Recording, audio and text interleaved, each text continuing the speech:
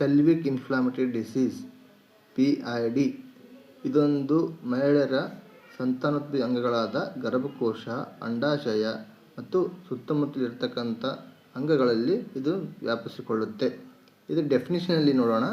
It is the infection and inflammation of the upper genital tract organ typically involving the fallopian tubes, ovaries and surrounding structure. ಅಂದರೆ ಈ ಗರ್ಭಾಶಯದ ಮೇಲ್ಗಡೆ ಕಾಣಿಸಿಕೊಳ್ಳುವಂಥ ಅಂಗಗಳು, ಎರಡು ಬದಿಯಲ್ಲಿರ್ತಕ್ಕಂಥ ಅಂಡಕೋಶ ಮತ್ತು Fallopian tubes ಮತ್ತು ಗರ್ಭಾಶಯದ ಮೇಲ್ಪದರದಲ್ಲಿ ಈ ಸಮಸ್ಯೆ ತುಂಬ ಹೆಚ್ಚಾಗಿ ಕಂಡುಬರುತ್ತೆ. ಈ ಸಮಸ್ಯೆ ಕಂಡುಬರೋದಕ್ಕೆ ಮುಖ್ಯವಾಗಿ ಎರಡು ಥರ ಬ್ಯಾಕ್ಟೀರಿಯಾಗಳು ಮುಖ್ಯವಾಗುತ್ತವೆ. ಒಂದನೇದು ಎನ್ ಗೊನೋರಿಯಾ, ಮತ್ತೊಂದು ಕ್ಲಾಮಿಡಿಯಾ ಟ್ರಕೋಮಟಸ್.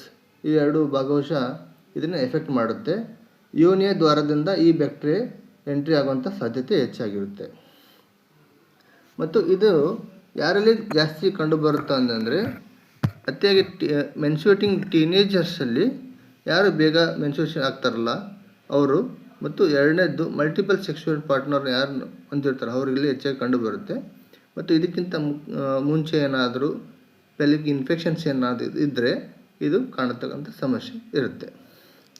ಮತ್ತು ಇದರಿಂದ ಮುಖ್ಯ ಲಕ್ಷಣಗಳು ಏನಪ್ಪ ಅಂತಂದರೆ ಎರಡೂ ಬದಿಯಲ್ಲಿ ಕೆಳಗಿನ ಹೊಟ್ಟೆಯಲ್ಲಿ ತುಂಬ ನೋವನ್ನು ಅನುಭವಿಸ್ತಾ ಇರುತ್ತೆ.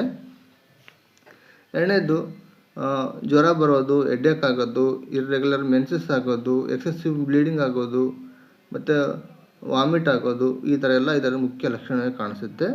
ಮತ್ತು ಅಬ್ನಾರ್ಮಲ್ ಮೆನ್ಸ್ಟ್ರುಯಲ್ ಸೈಕಲ್ನು ಇದರಲ್ಲಿ ನೋಡ್ಬೋದು. ಮತ್ತು ಸಿವಿಯರ್ ಅಬ್ಡಮಿನ್ ಪೇನ್ ಆಗಿರ್ಬೋದು, ಮೂತ್ರಾಶಯದ ನಂಜು ಸೋಂಕು ಆಗಿರ್ಬೋದು, ಇದರದ ಮುಖ್ಯ ಲಕ್ಷಣಗಳಾಗಿರ್ತವೆ. ಹೀಗಾಗಿ ನೀವು ಈ ಥರದ ನಿಮ್ಮಲ್ಲಿ ಲಕ್ಷಣಗಳು ಕಂಡು ಬಂದರೆ ನೀವು ಕೂಡಲೇ ತಜ್ಞ ವೈದ್ಯರ ಹತ್ರ ಸಂಪರ್ಕಿಸಿಕೊಂಡು ಸೂಕ್ತವಾದ ಚಿಕಿತ್ಸೆಯನ್ನು ತಗೊಳ್ಳೋದು ಬಹುಮುಖ್ಯವಾಗಿರುತ್ತೆ. ಧನ್ಯವಾದಗಳು.